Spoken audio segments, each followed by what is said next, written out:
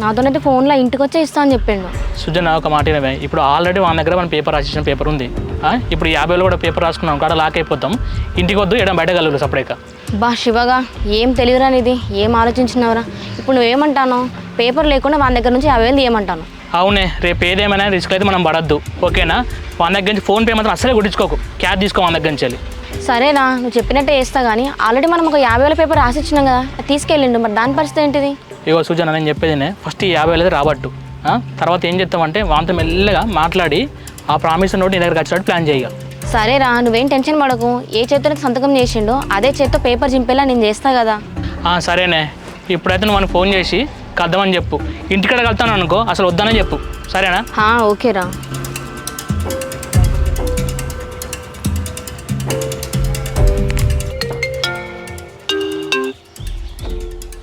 Hello Sujana.